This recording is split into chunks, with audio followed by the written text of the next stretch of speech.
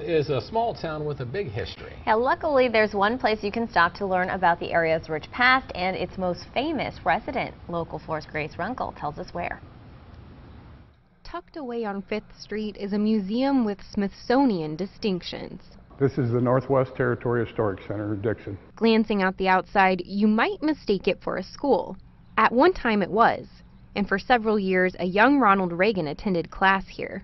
But in the late 70s, the school was closed. The building was going to be torn down. It was in pretty bad shape. Until Norm Wims, a man from Florida, stepped in. He was personal friends with Ronald Reagan, and he bought it and invested $25 million in this building, redoing it.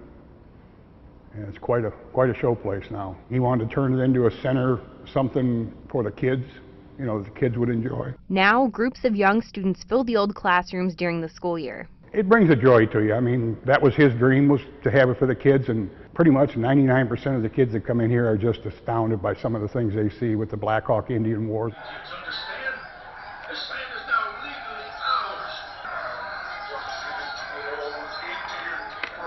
Lotta has worked at the center for 14 years.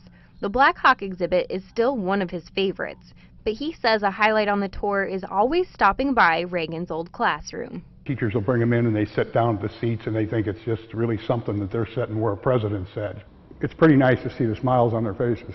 And in a time when people can be quick to forget the past, Lotta says the Northwest Territory Historic Center reminds people to stop and look back. There's so many of these places that get torn down and, you know, they're never thought of again. It's history, and this is saving history right here. Grace Runkle, Local 4 News.